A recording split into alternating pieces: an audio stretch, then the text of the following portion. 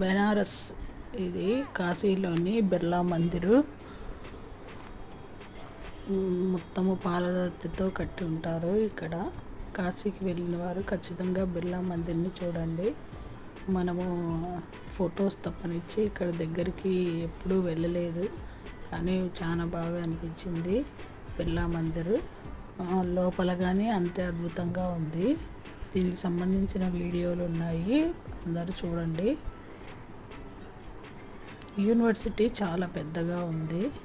ఇక్కడ ఎడ్యుకేషన్ చాలా బాగుంటుంది. బెనారస్లో వేల ఎకరాలలో అన్ని కోర్సులకు సంబంధించిన కాలేజెస్ ఇక్కడ ఉన్నాయి.